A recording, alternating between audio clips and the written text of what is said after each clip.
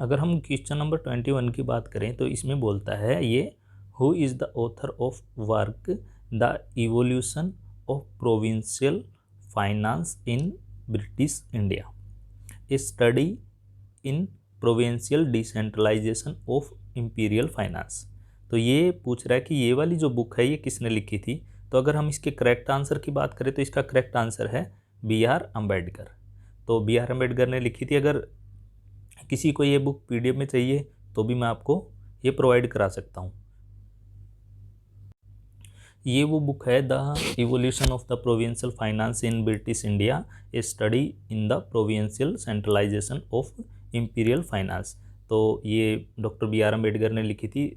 Some time professor in political economy at the ये जो कोई कॉलेज है वहाँ पे बॉम्बे में।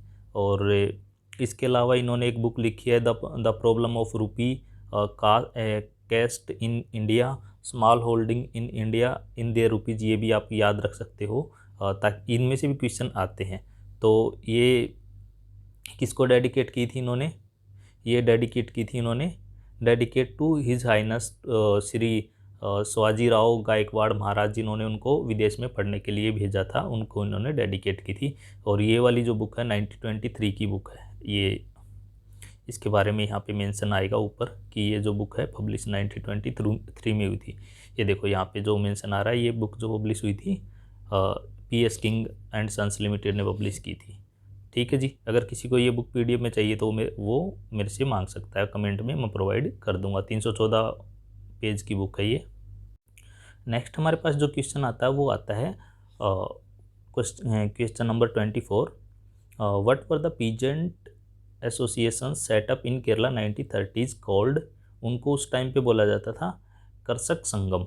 ये क्या है, किस तरह से हैं, थोड़ा सा हम इसको डिटेल में देख लेते हैं, कृषक संगम क्या होते हैं। तो उसका करेक्ट आंसर आपका थर्ड है, उनको कृषक संगम बोलते थे। अब क्या है, in the Malabar region of Kerala, जो हमारा सदर्न स्टेट है केरला, उसके मालाबार जो रीजन है उसमें एक पावरफुल पीजेंट मूवमेंट डेवलप हुई थी। किसके एफर्ट से डेवलप हुई थी, वो था कांग्रेस सोशलिस्ट पार्टी एक्टिविस्ट। जो कांग्रेस की सोशलिस्ट पार्टी थी, कांग्रेस सोशलिस्ट पार्टी थी, उनके एक्टिविस्ट, उनके जो कार्यकर्ता थे उनकी वजह से। और वो किस टाइम पे हुई थी, 1930 यानी 1934 में। अब क्या था, कृषक संगम का मतलब क्या होता है, पीजेंट एसोसिएशन। इनकी मेन डिमांड क्या थी, इनकी मेन डिमांड थी कि भाई जो फ्यूडल लिवाइस हैं उनके ऊपर, इनको जो बोला जाता है कंपेरेबल कल, जो उनके ऊपर जो रिन्यूअल फीस लगाई जाती है वो हटाई जाए, और पुलिस जो उन पे लाठी चार्ज वगैरह करती है या उन पे एडवांस रेंट लेती है, ये तीन उनकी मांगे थी। Stop of eviction of tenant by landlord, जो लैंडलॉर्ड उनको हटा देते थे, ज़मीन से निकाल देते थे, वो बंद करना है। फिर रिडक्शन इन टैक्स, जो उन पे टैक्स लगाया जाता है उन पे रिडक्शन देनी है, रेंट में उनको छूट देनी है, डेट जो का बर्डन है वो उनका कम करना है। यूज ऑफ प्रॉपर मेजरमेंट करने हैं लैंडलॉर्ड के, कि उनको जो ग्रेन है उनका जो रेंट है उसका मेजर करने का तरीका सही होना चाहिए। जो करप्ट प्रैक्टिसेस अडोप्ट की जाती हैं लैंडलॉर्ड्स द्वारा वो हटानी चाहिए। ये इसके कुछ मेंस पॉइंट थे। तो नेक्स्ट क्वेश्चन पे चलते हैं। अब हमारे पास आता है क्वेश्चन नंबर 22। क्वेश्चन नंबर 22 में क्या बोलता है, in context to international affair which one of the following correct about the lord Curzon. Lord Curzon जो हमारे 1899 से लेके और 1905 तक गवर्नर जनरल इंडिया के रहे थे, वॉइस रॉय ऑफ इंडिया रहे थे, उनके बारे में ये। ठीक है जी। तो इनमें से कौन सा आपको बताना है करेक्ट है उनके बारे में। He advocate the policy of pacifist and he advocate establish a British sphere influence over Persian Gulf and Seistan. उसके बाद he wanted to England and Russia to be become friend against China, और he wanted to lead flag waving mission to USA। तो इसका जो correct answer है वो है B। ये तो उसने कभी चाहा ही नहीं। आपने अगर थोड़ा बहुत भी इसके बारे में पढ़ा तो एक बार हम देख लेते हैं। मतलब पर्सनैलिटी बहुत मतलब बड़ी पर्सनैलिटी थी ये भी, लॉर्ड कर्जन भी। एक बार हम देख लेते हैं इन्होंने क्या क्या किया था। अब बात करें हम लॉर्ड कर्जन की। लॉर्ड कर्जन क्या मानते हैं? लॉर्ड कर्जन को ट्रू सक्सेसर मानते हैं लॉर्ड डलहौजी का। इंडिया में लॉर्ड डलहौजी का अगर ट्रू सक्सेसर कोई था तो वो लॉर्ड कर्जन था। इसका मतलब क्या है? उसने ब्रिटिशर्स के लिए काम किया था टोटली, और इंडिया के डेवलपमेंट के लिए भी बहुत से उसने काम उसमें डायरेक्टली इनडायरेक्टली उसने कर दिए थे। जैसे लॉर्ड डलहौजी ने ट्रेन चलाई थी तो उसने ट्रेन का डेवलपमेंट किया था। इसने एजुकेशन के लिए भी किया था और यूनिवर्सिटीज़ के लिए भी किया था, लेकिन कुछ गलत काम भी किए थे, जैसे पार्टीशन वगैरह करा दिए थे। और दूसरा, ये इंडियन को इन्फीरियर मानता था। इसने अपनी जो राइटिंग है उसमें लिखा था, my hair is blonde and my colour skin is pink, my cheeks colour is pink and Indian are inferior. इस तरह से कुछ करके इन्होंने इसने डिफाइन किया इंडियन को। और ये इंडिया की जो गवर्नरशिप इसके पास रही 1899 से लेकर 1905 तक इसके बीच में रही। और इसने जो पॉलिसी चलाई थी उसका नाम रिएक्शनरी पॉलिसी बोलते हैं उसको, और उसको पैसिफिस्ट पॉलिसी नहीं बोलते। ठीक है जी। और हम थोड़ा सा और देख लेते हैं। इसने कलकत्ता कोऑपरेशन एक्ट 1899 चलाया था। और इसके अलावा he looked Indian at the contempt and insulted. वो उन इसकी इंडियन को इसका डिगरेटिव रिमार्क जो रहते हैं उस तरह की इसकी सोच थी। इंडियन के वो मानता था इंडियन जो हैं, बंगाली इंडियन जो भी हैं, वो कावर्ड हैं, विंड बैग हैं, और बस बोलने वाले हैं। उनमें कोई मतलब इस तरह से उसकी सोच थी। इसने सबसे बड़ी गलती की थी बंगाल का पार्टीशन करके, जिसे ये मास्टर स्ट्रोक मान रहा था, वो इसकी सबसे बड़ी गलती थी। ठीक है जी। इम्पैक्ट ऑफ कर्जन की जो पॉलिसी थी वो रिएक्शनरी पॉलिसी थी। रिएक्शनरी पॉलिसीज़ में इसमें क्या क्या उसने किया था, और वो इम्पेरियलिस्टिक था, मतलब अपना जो इंग्लैंड के प्रति मतलब समर्पित था। इंग्लैंड का यहाँ पे चाहता था कि इंडिया सदा से सदा तक। इसने लॉर्ड कर्जन ने कुछ रिफॉर्म भी किए थे। वो रिफॉर्म क्या क्या हैं वो भी हम देख लेते हैं। अगर रिफॉर्म की बात करें तो सबसे पहले इसने एजुकेशनल रिफॉर्म किया था। ये इसमें से लॉर्ड कर्जन में से और लॉर्ड डलहौजी में से एक क्वेश्चन यूपीएससी में ज़रूर आता है। पहले एजुकेशनल रिफॉर्म क्या किया था इसने? एजुकेशन जो सिस्टम है, यूनिवर्सिटीज़ कमीशन बनाया था इंडिया में 1902 में। तो उस टाइम पे जो हमारे स्वदेशी लीडर थे वो ये बोल रहे थे कि ये एजुकेशन ख़राब कर रहा है इंडिया में, ये वो। और इनका इसका भी कुछ अपना मोटिव था उसके पीछे।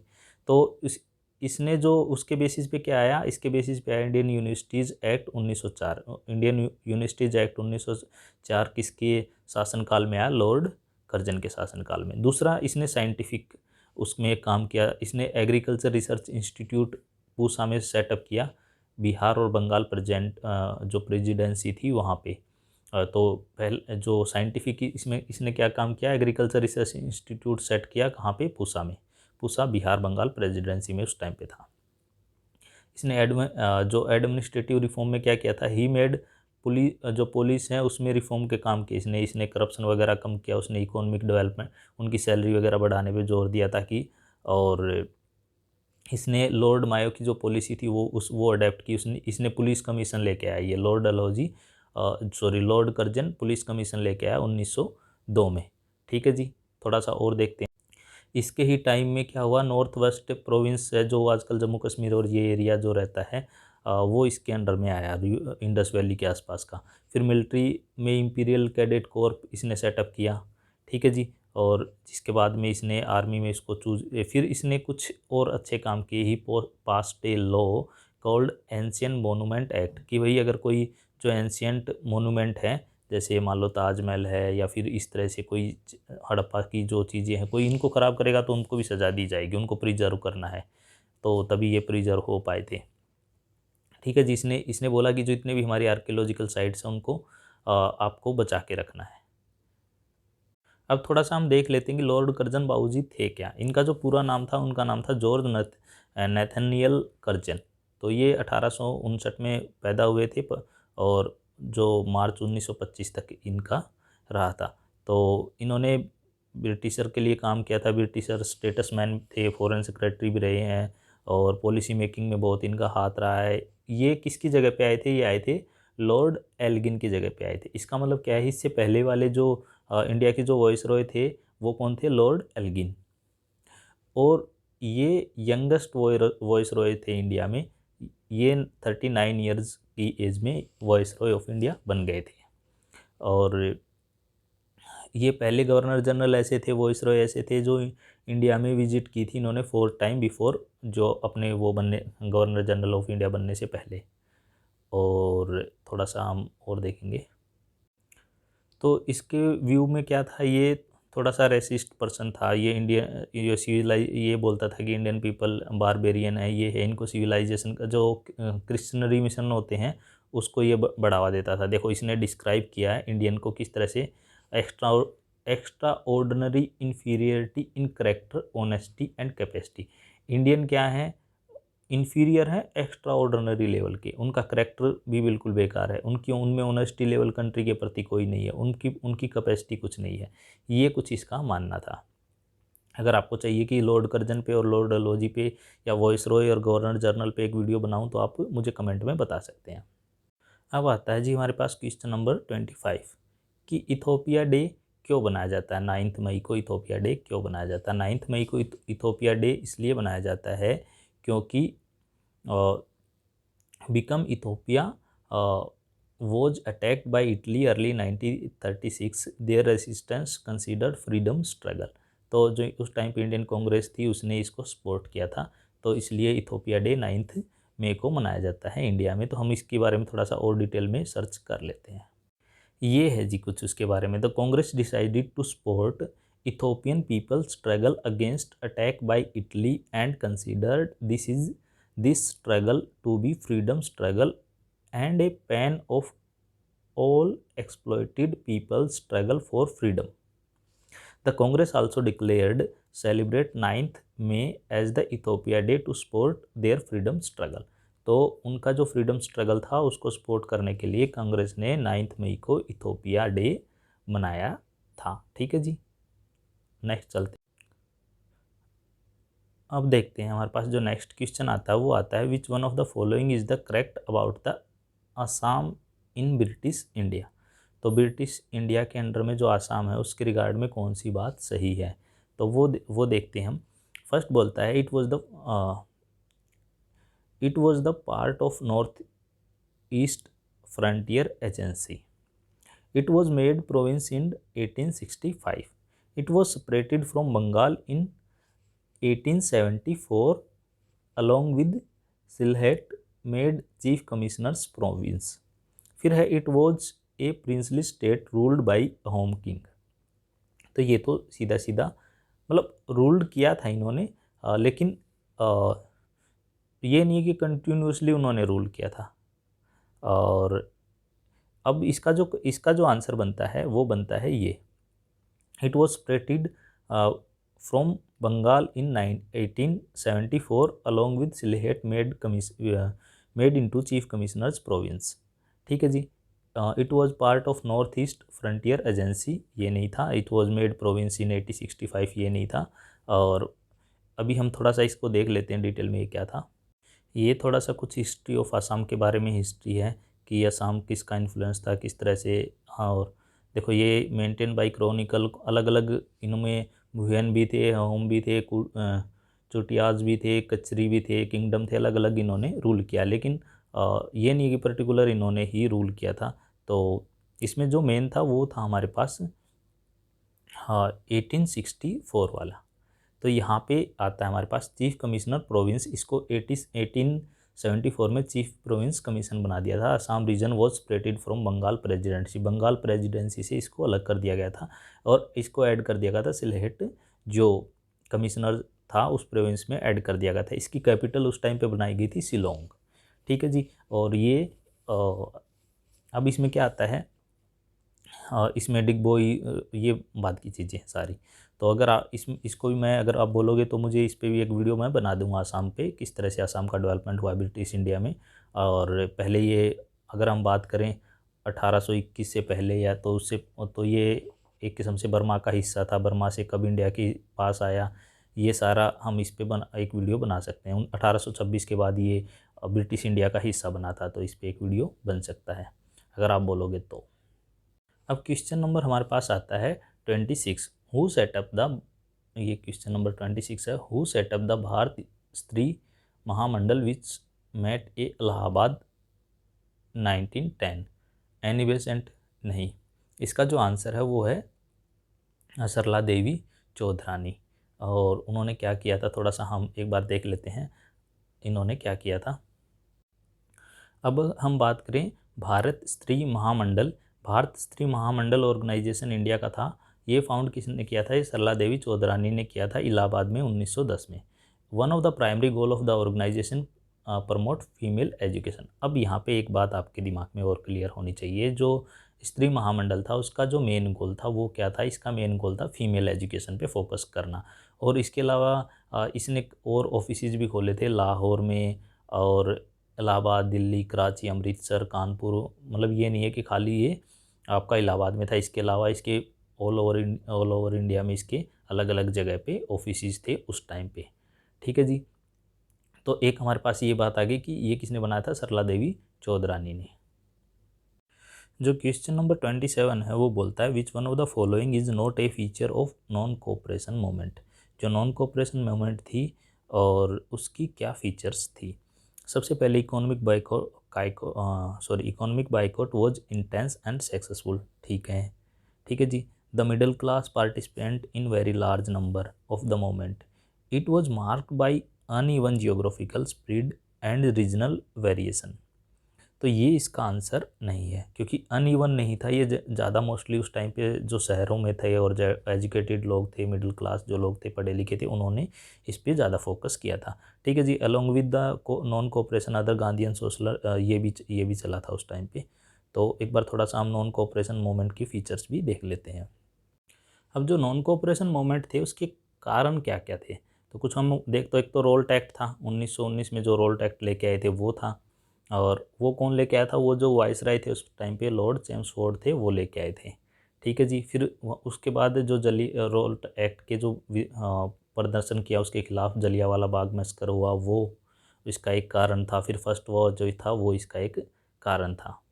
अब ये जो एक्ट था इसकी मेन फीचर्स क्या थी, इसकी मेन फीचर्स कुछ इस तरह से थी। The essential feature of the non cooperation movement was the only non violent, means कि भाई ये नॉन वायलेंट रहेगा, किसी के साथ ब्रूटलिटी नहीं की जाएगी, चाहे वो इंडियन हो चाहे ब्रिटिश हो।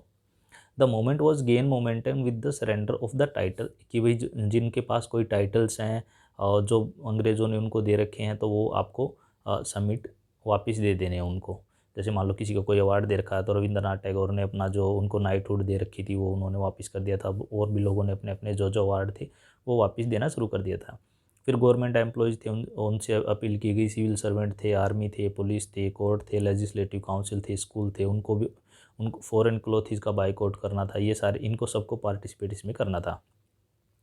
फॉरेन जो गुड्स थी उनका बाइकआउट करना था। लिकर शॉप थी, पिक पैकेटिंग थी, उनका बाइकआउट करना था। ब्रंट, तो इसमें किन किन जो मेन लीडर थे उन्होंने पार्टिसिपेट किया था, वो थे लोअर लाइक के मोतीलाल नेहरू, सी आर दास, सी राजगोपालाचारी, आसिफ अली।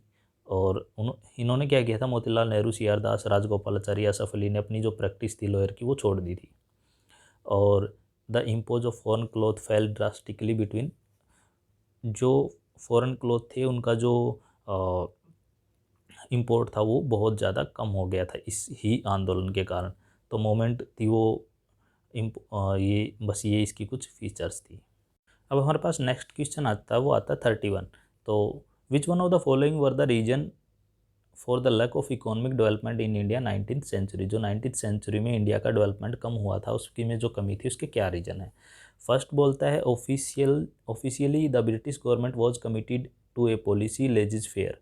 उन्होंने एक लेजिस फेयर की पॉलिसी बना रखी थी, बट एक्चुअली में वो क्या कर रहे थे, वो उनका जो नेचर था वो डिस्क्रिमिनेटरी था, और वो इंटरवेंशन करते थे।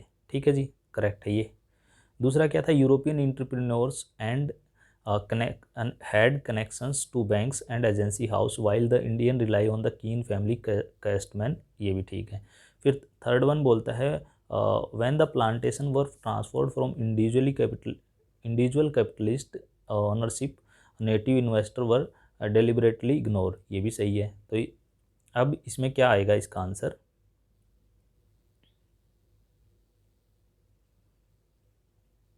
इसका जो आंसर बनेगा 1 2 3। तो ये तो सिंपल क्वेश्चन था, इसमें ज़्यादा कुछ ऐसा था नहीं। उसके बाद हमारे पास जो क्वेश्चन नंबर आता है 29, who among the following was the founder of Arya Mahila Samaj इन 1880। तो ये शुरू किया था पंडिता रमाबाई ने। पंडिता रमाबाई कौन है, एक बार हम देख लेते हैं उनके बारे में थोड़ा सा। अब अगर हम बात करें पंडिता रमाबाई सरस्वती कौन थी, वो 1858 से लेकर 1922 तक रहे हैं इंडिया में, और वो वीमेन राइट के लिए लड़ने वाले थे, एजुकेशनिस्ट एक्टिविस्ट थे। उन्होंने इसमें पायनियर का काम किया सोशल रिफॉर्म में, और उनको क्या क्या नॉलेज थी, उनको संस्कृत की नॉलेज थी। तो इस तरह से इनका कलकत्ता यूनिवर्सिटी से वो फैकल्टी भी रही हैं। एक और उन्होंने काम किया था, उन्होंने 1890 90s जो था उसमें से ही फाउंडेड द मुक्ति मिशन, उन्होंने मुक्ति मिशन शुरू किया था। तो ये भी एक इनका पॉइंट बनता है, आगे ये आपको काम आ सकता है। अब इन्होंने क्या किया था सोशल एक्टिविज्म में, आफ्टर द माधवी जो मेधवी जो डेथ है 1882 में, उन्होंने रमाबाई मूव टू पुणे, ये पुणे चली गई थी। तो वहाँ जाके इन्होंने क्या किया था, सी फाउंडेड द आर्य महिला समाज, आर्य वुमेन सोसाइटी। ठीक है जी। Influence by the ideal of Brahmo, जो ब्रह्मा समाज है उनके आइडियल से, जो हिंदू रिफॉर्मर थे, जैसे जो आपने बात करें अगर हम इस तरह से उस टाइम के जो रिफॉर्मर थे महर्षि दयानंद, जिन्होंने आर्य समाज की स्थापना की थी, उनसे इन्फ्लुएंस होकर इन्होंने ये स्थापित किया था। ठीक है जी। उसके बाद हमारे पास क्वेश्चन नंबर आता है 30, who among the following is considered to be the first Indian to go to jail in the performance his duty as a journalist. Journalist का काम करते हुए, जर्नलिस्ट की अपनी ड्यूटी परफॉर्म करते हुए कौन सा जो इंडियन था वो पहली बार जेल में गया था, तो वो उनका नाम था सुरेंद्र नाथ बनर्जी। ये तो बिल्कुल फैक्चुअल क्वेश्चन है। लोकमान्य तिलक गए हैं, कई बार गए हैं जेल में उन्होंने, लेकिन जो पहली बार गए थे वो सुरेंद्र नाथ बनर्जी गए थे। ठीक है जी। उसके बाद है which question number 32, which social reformer autobiography entitled looking back describe the experience setting the school for the women in Poona. तो ये किसके उस पे है लुकिंग बैक वाला, एक बार मैं आपको दिखा देता हूँ, आपको समझ में आ जाएगा। तो ये जो लुकिंग बैक ऑटोबायोग्राफी है, ये है लुकिंग बैक डॉक्टर महर्षि कार्वे की है। DK इनका नाम था, तो जिसका नाम था डोंडो केशव कार्वे। तो ये इनकी जो बुक थी, इनके एक बार मैं थोड़ा सा दिखा देता हूँ ये किस तरह के दिखते थे। इनका नीचे फ़ोटो भी है, ये हाँ इस तरह से दिखते थे ये जो हमारे कार्वे थे। इनका जो पोता है विक्रम कार्वे, उन्होंने इसको पब्लिश किया है 2000। इसके बाद हमारे पास 3 नाम यहाँ पे और आते हैं जो मेन है। एक तो KT तेलांग है, ज्योतिराव फुले है, फिर उसके बाद BR अम्बेडकर है। एक बार थोड़ा सा हम इनके बारे में भी देख लेते हैं, ये कौन कौन थे, उन्होंने क्या किया था, क्योंकि KT तेलांग पे क्वेश्चन भी आया हुआ UPSC में, ज्योतिबा फुले और BR अम्बेडकर पे तो हर बार आता ही है। ये UPSC प्रीलिम्स में क्वेश्चन आया है, इसमें भी KT तेलांग का मेंशन है। तो with reference to the freedom struggle of India, who among the following was not part of the Bombay triumvirate जो बनाया गया था, उसका कौन पार्ट नहीं है। दादाभाई नारोजी, KT तेलांग, फिरोज शाह मेहता और बदरुद्दीन तैयब जी। तो इसके ये जो इन्होंने बनाया था बॉम्बे ट्रिमवायरेट ऑफ 3 स्टार, इसका मतलब क्या है, बॉम्बे 3 स्टार, जिसके जो कौन बदरुद्दीन तैयब जी, फिरोज शाह मेहता और KT तेलांग इसके पार्ट थे। और ये कब बनाया गया था, ये 1885 में बनाया गया था। तो इसमें जो दादाभाई नारोजी इसका पार्ट नहीं थे। तो एक बार थोड़ा सा हम इसके बारे में और देख लेते हैं। सबसे पहली बात आती है जो KT तेलांग है, इसका नाम पूरा नाम था काशीनाथ त्र्यंबक तेलांग। ठीक है जी। ये कुछ इस तरह के दिखते थे, इंडियन थे, ब्रिटिश इंडियन थे, लॉयर थे, एजुकेशनिस्ट थे, लीडर थे। बर्थ 1850 में बॉम्बे में हुआ था और डेथ भी बॉम्बे में 1893 में हुई थी। 43 ईयर की एज में ही इनकी डेथ हो गई थी। और KT तेलांग क्या थे, एक ब्राह्मण फैमिली से थे महाराष्ट्र में। इन्होंने अपनी अर्ली एजुकेशन जो वर्नाकुलर लैंग्वेज में की थी, उसके बाद MA किया, LLB किया, और फिर उन्होंने क्या किया, फेलो भी रहे, लॉयर भी रहे, और जज भी बन गए थे बॉम्बे हाई कोर्ट में। His equal command over the उनको इंग्लिश और संस्कृत दोनों आती थी। ठीक है जी। ही बिकम ए जज in the Bombay high court. 1889 में बॉम्बे हाई कोर्ट के जज भी बन गए थे। देखो, Telang was the first founding member of Indian National Congress. Indian National Congress जब फाउंड की गई थी उसके 72 जो मेंबर थे शुरू में 1885 में, उनमें से एक केटी तेलांग भी उनके मेंबर थे। ठीक है जी। He was the first secretary of Indian National Congress. Indian National Congress के फर्स्ट सेक्रेटरी कौन थे? फर्स्ट सेक्रेटरी थे आपके केटी तेलांग।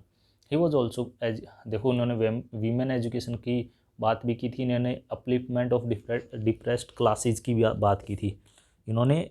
और इसके बाद ये वाइस चांसलर रहे हैं बॉम्बे यूनिवर्सिटी के 1892 में। जब तक उनकी डेथ हुई 1893 में, तब तक ये वाइस चांसलर थे बॉम्बे यूनिवर्सिटी के। केटी तेलांग ने क्या किया था? देखो ये इंपॉर्टेंट क्वेश्चन है, ये यूपीएससी में आ सकता है। K T Telang translating the Nathan the Wise into Marathi. जो नेथन द वाइज एक बुक है उसको इन्होंने मराठी में ट्रांसलेट किया था। इन्होंने भगवत गीता को भी इंग्लिश लैंग्वेज में ट्रांसलेट किया था। तो ये क्वेश्चन बहुत इंपॉर्टेंट है कि भगवत गीता को इंग्लिश में ट्रांसलेट किसने किया था, किस इंडियन ने किया था, तो उनका नाम है केटी तेलांग। फिर थोड़ा सा हम ज्योतिबा फुले के बारे में देख लेते हैं। ज्योतिबा फुले जी आज के टाइम पे बहुत इंपॉर्टेंट है। क्यों इंपॉर्टेंट है? इनके नाम पे टीका उत्सव शुरू किया गया था। टीका जनरल की नॉलेज का क्वेश्चन, मतलब जनरल अवेयरनेस का क्वेश्चन भी बनता है ये करंट अफेयर का। इनके नाम पे टीका उत्सव शुरू किया गया था। कब शुरू किया गया था? इनका जो बर्थ है वो 11 अप्रैल को है और 11 अप्रैल से 14 अप्रैल तक किया गया था। बी आर अम्बेडकर का जो बर्थ है उनके बीच में टीका उत्सव शुरू किया गया था, प्रेजेंट जो गवर्नमेंट है उसने। ठीक है जी। और इसके बाद किसका टीका शुरू किया गया था? कोविड जो 19 है उसका टीका, यानी 2021 में जो अप्रैल गई है उसमें टीका उत्सव जो शुरू किया गया था उनके डेट ऑफ बर्थ पे शुरू किया गया था। अब ये क्या है? ज्योतिबा फुले। ज्योतिबा फुले जी इंडियन सोशल एक्टिविस्ट हैं, थिंकर हैं, एंटी कास्ट सोशल रिफॉर्मर हैं, राइटर हैं, महाराष्ट्र के हैं। इनको ज्योतिबा फुले के नाम से भी जाना जाता है। कुछ इस तरह के हैं। इन्होंने किस किस चीज़ में काम किया? एजुकेशन में, एग्रीकल्चर में, कास्ट सिस्टम में, वुमेन एम्पावरमेंट में, वीडो अपलिफ्टमेंट में, रिमूवल ऑफ अनटचेबिलिटी, इनमें इन्होंने काम किया है। ठीक है जी। और एक बार हम ये देख लेते हैं इनके बारे में थोड़ा सा, की पॉइंट इनके ग्रुप प्रोफाइल देख लेते हैं। इनका जो जन्म हुआ था 11 अप्रैल 1827 में हुआ था। प्रेजेंट डे महाराष्ट्र में belong to Mali caste. Gardener जो वेजिटेबल होते हैं उस कास्ट से बिलोंग करते थे। अब इस साल क्वेश्चन आ सकता है क्योंकि टीका उत्सव इनके बर्थ से शुरू किया गया था। ठीक है जी। एजुकेशन इन्होंने क्या किया था? ये जो स्कॉटिस्ट मिशनरी है हाई स्कूल पुणे में, वहाँ से इन्होंने एजुकेशन अपनी कंप्लीट की थी। तो इन्होंने मिशनरी अपनी एजुकेशन ली थी। आइडियोलॉजी इनकी क्या थी? आइडियोलॉजी इनकी लिबर्टी पे थी। ठीक है जी। लिबर्टी बेस पे इनकी आइडियोलॉजी थी। और फुले इन्फ्लुएंस किस से थे?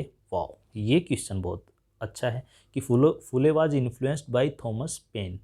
थॉमस पेन से इन्फ्लुएंस होके book title the right of man, एक आदमी के क्या क्या अधिकार हैं, जो थॉमस पेन ने लिखी थी उससे ये इन्फ्लुएंस हुए थे। तो बहुत अच्छा क्वेश्चन ये बनता है।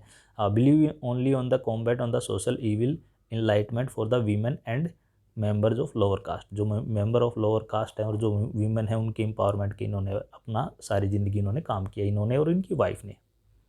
ठीक है जी। फिर ये भी बहुत अच्छी बात आती है इनके बारे में। इनके मेजर पब्लिकेशन क्या थे? क्वेश्चन इनसे रिलेटेड आएगा ही आएगा। मेजर पब्लिकेशन क्या थे इनके?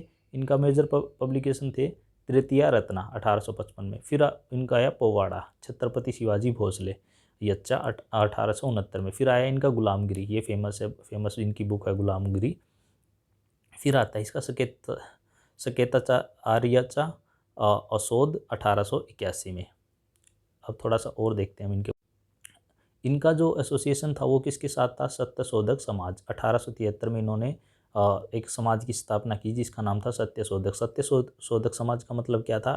कि जो सत्य की खोज करे, जो आडंबर वगैरह पे विश्वास ना करे, ये जो फिर ये म्यूनसिपल काउंसिल के मेंबर भी रहे हैं। He was appointed commissioner to Poona municipality, serve the position until 1883 तक।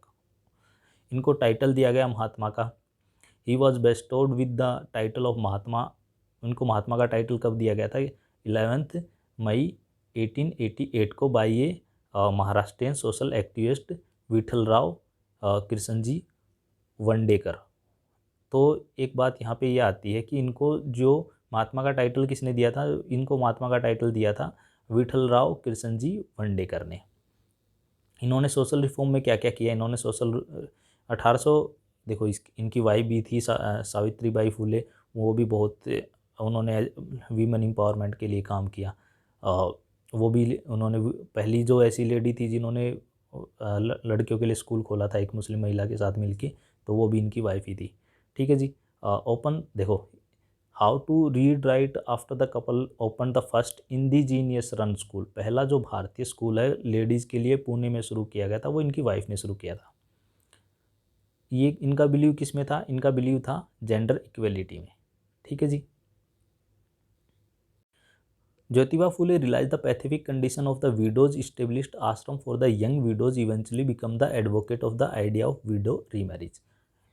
देखो उस टाइम पे विडो की जो कंडीशन थी वो हिंदू धर्म में बहुत ही पैथेटिक कंडीशन थी, तो उसको एम्पावर करने के लिए इन्होंने आश्रम चलाया। जो लड़कियां बिल्कुल ही यंग एज में विडो हो जाती थी उनको कैसे उनका एम्पावरमेंट किया जा सके उसके लिए, और इन्होंने जो विडो रीमैरिज है उसके लिए भी इन्होंने काम किया। फिर ज्योतिबा फुले ने अटैक किन पे किया? जो ऑर्थोडॉक्स ब्राह्मण जो लोग होते हैं, जो अपने मतलब घर में ही बच्चों को गलत शिक्षा देते कि भाई ये आदमियों से मतलब व्यवहार गलत करना चाहिए, मतलब वो आप उससे बात करोगे, उनसे टच करोगे तो ये हो जाएगा। उस टाइम पे इस तरह के हिपोक्राइट्स चलते थे, तो उसके विरोध इन्होंने अटैक किया था। फिर 1868 में इन्होंने ज्योतिराव कंस्ट्रक्टेड ए कॉमन बात, वाओ, इन्होंने 1868 में एक कॉमन बात बनाया था जिसमें जो भी कोई भी एवरीवन जिसको भी का भी मन है जाके नहा सकता है, ये इस तरह से इन्होंने स्टार्ट किया था। फिर इनके बारे में तीन जो बंदे थे जिनसे बी आर अम्बेडकर इन्फ्लुएंस हुए थे, उनमें एक ज्योतिबा राव फुले थे। बी आर अम्बेडकर और महात्मा गांधी इनसे काफ़ी इन्फ्लुएंस हुए थे।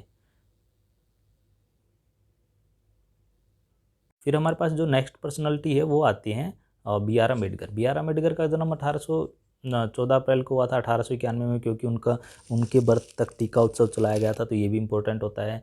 उनको बाबा साहब के नाम से भी जाना जाता है, ये तो सबको ही पता है। तो उनको वे जूरिस्ट थे, इकोनॉमिस्ट थे, पॉलिटिशियन थे, सोशल रिफॉर्मर थे और दलित बुद्धिस्ट मूवमेंट के कंपेनर थे। और उनको बहुत से मतलब इस तरह के अवार्ड मिले, आगे हम चल उनको देखेंगे। India's first law and justice minister भी रहे हैं, प्रिंसिपल आर्किटेक्चर भी रहे हैं, ये तो सारी बातें हम सबको पता ही रहती है। उनकी डेथ है जो उसको महापरिनिर्वाण दिवस भी मनाया जाता है। उनको मॉडर्न मनु भी बोला जाता है, आर्किटेक्ट ऑफ मॉडर्न इंडिया भी बोला जाता है। उनकी ऑटोबायोग्राफी का क्या नाम है, ये इंपॉर्टेंट क्वेश्चन है। उनकी ऑटोबायोग्राफी का नाम है वेटिंग फॉर वीज़ा। उन्होंने कौन कौन सी बुक लिखी थी? एनिहिलेशंस ऑफ कास्ट, एनिहिलेशन, इसमें क्या किया था उन्होंने? हिंदू जो उस टाइम पे जो ऑर्थोडॉक्स रिलीजियस लीडर थे उनका उन्होंने विरोध किया था। उन्होंने गांधी की भी उसमें बारे में बताया कि किस तरह से फिर उसके बाद उन्होंने एक बुक और लिखी थी, हू वर द शुद्राज, शुद्राज कौन थे, इंडिया में अनटचेबल कौन थे, तो वो सारी चीज़ें उन्होंने बताई।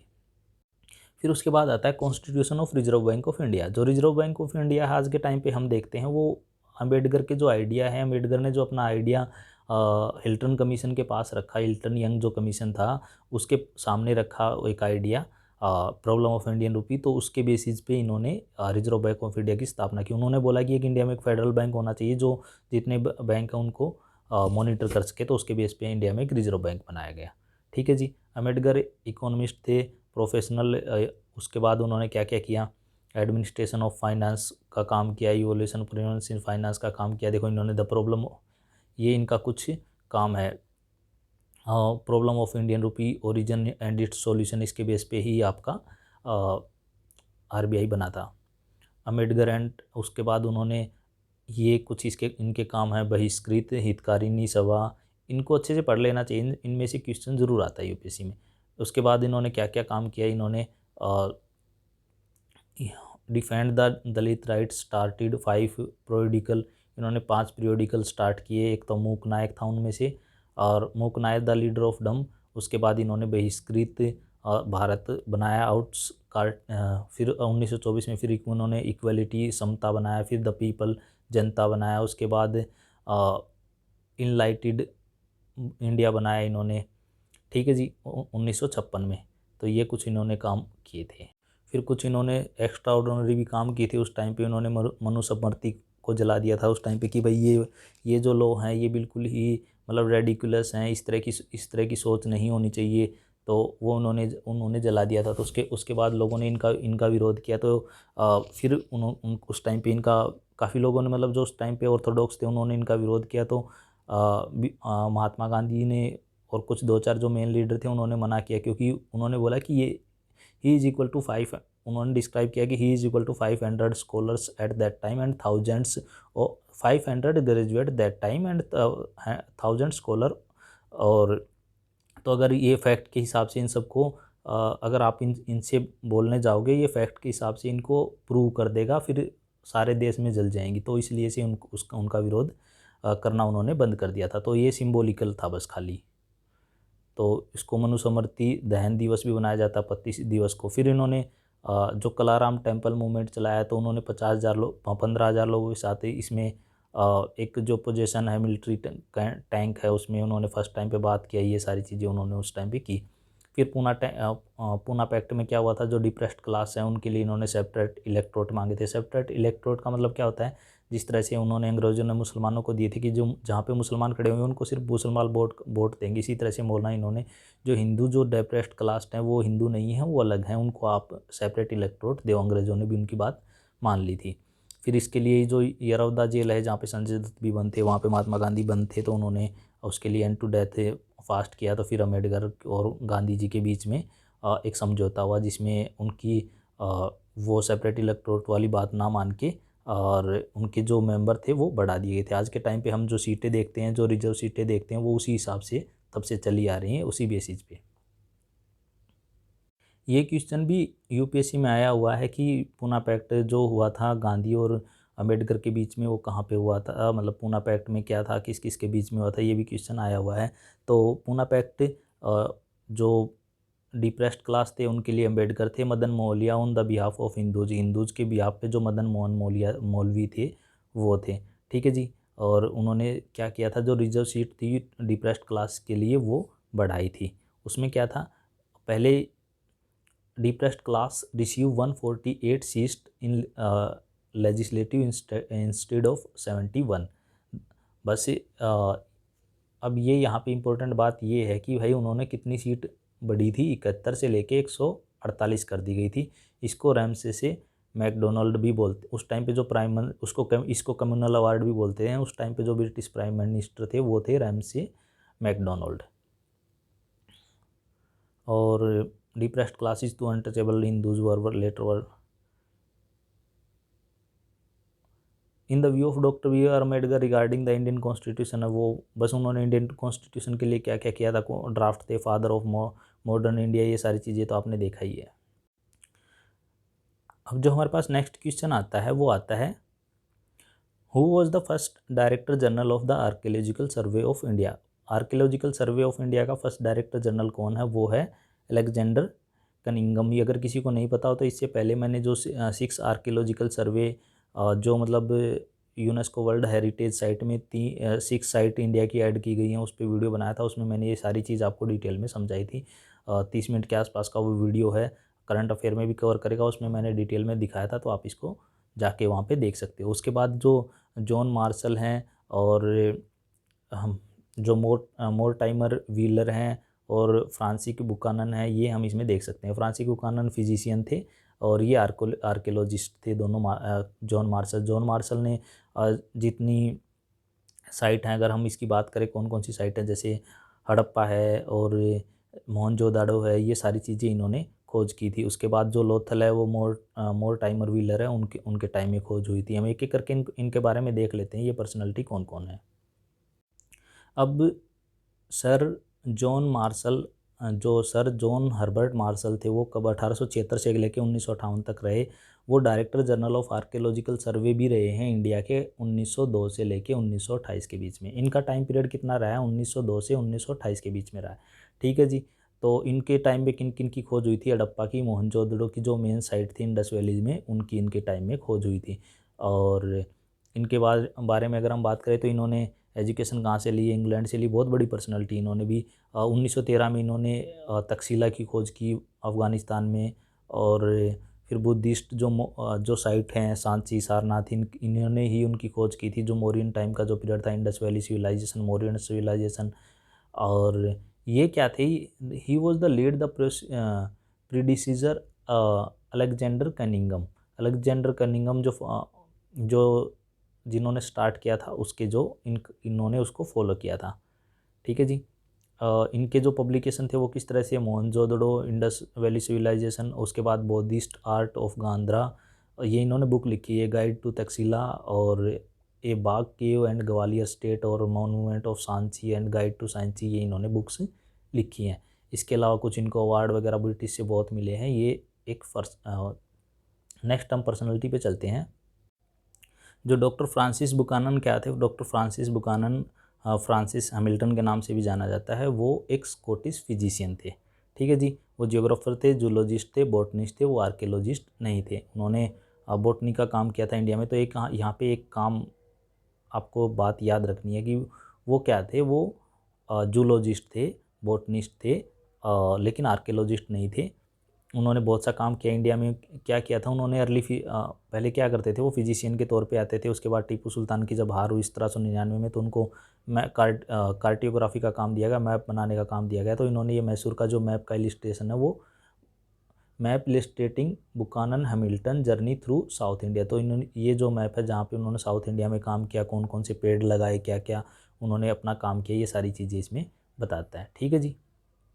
अब नेक्स्ट क्वेश्चन हमारे पास 36 आता है। वो आता है, which one of the following statement regarding the Indian overseas, जो OCI है, इंडियन जो ओवरसीज सिटीजन ऑफ इंडिया हैं, उनके बारे में कौन सा सही नहीं है।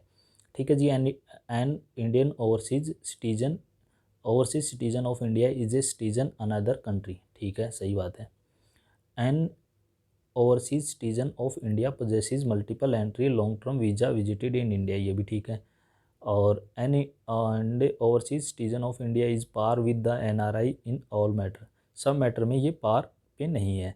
एन ये तो बिल्कुल सिंपल क्वेश्चन था। An overseas citizen of India is not entitled to fundamental right and equality opportunity in the public employ, ये सही है। तो इसका आंसर हुआ आपका C। और उसके बाद हम थोड़ा सा और चलते हैं आगे।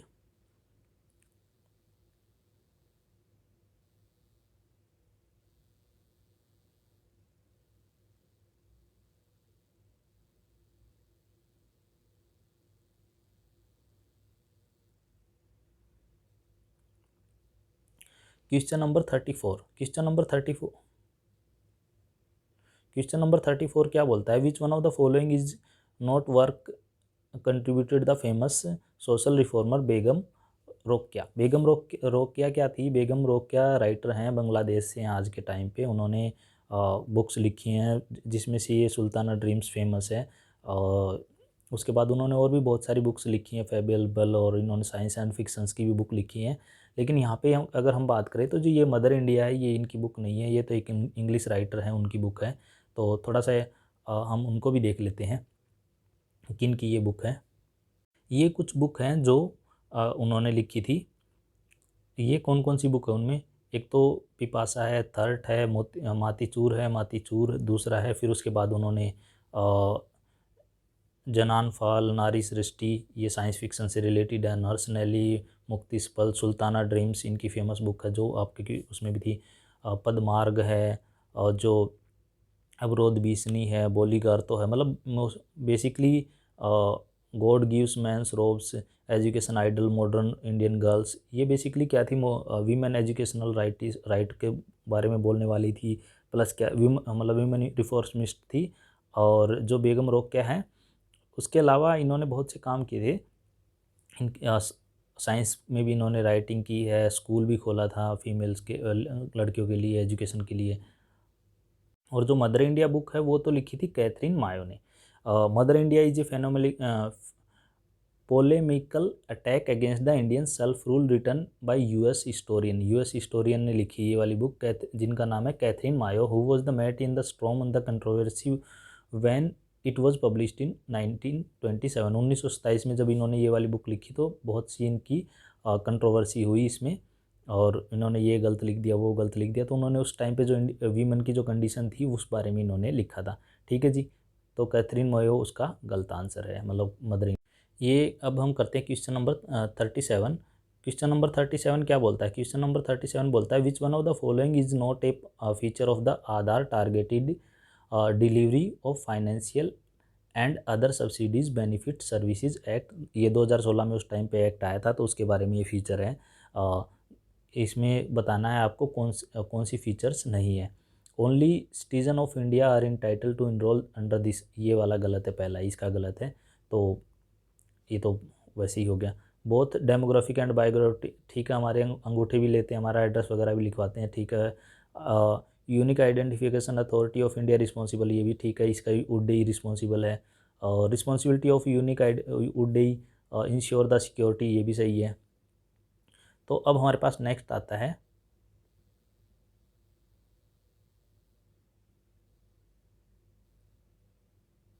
Question number 35। क्वेश्चन नंबर 35 क्या बोलता है? Which one of the following, ये मुगल जो क्रॉनिकल है, मुगल क्रॉनिकल क्या है? जो मुगल्स के बारे में हिस्टोरियन जो लिखा है, उन मुगल हिस्टोरियन ने जो लिखा है वो क्या है? They are present continuous chronicle record, ये बात सही है उनकी।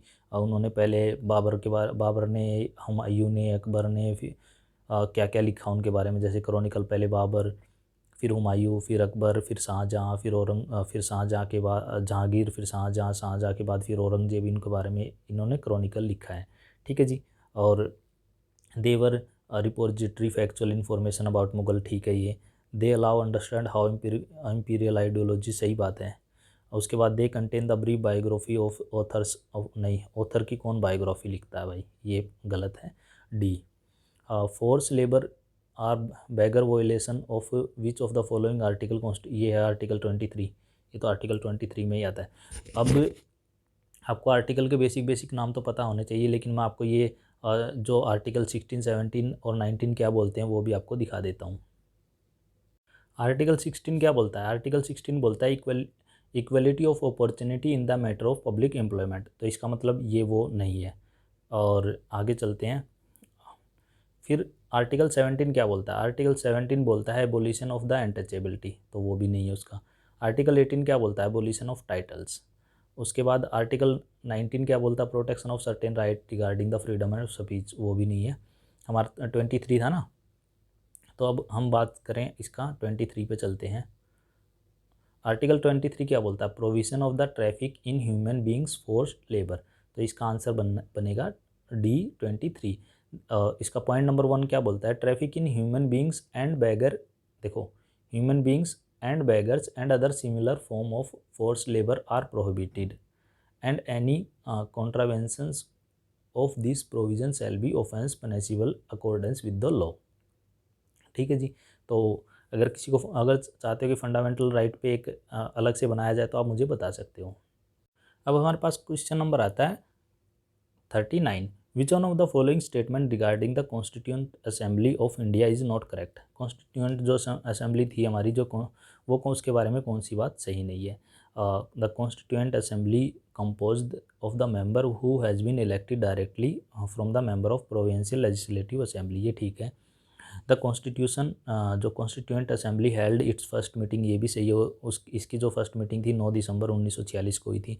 The seats of the each provinces were distributed among the 3 mens communities, Muslim, Hindu and general, ठीक है।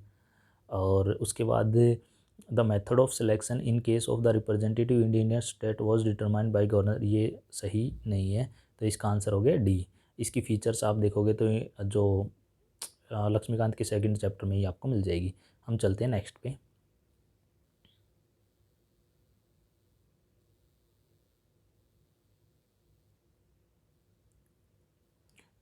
क्वेश्चन नंबर 40 क्या बोलता है? क्वेश्चन नंबर 40 बोलता है which one of the following not a constituent body?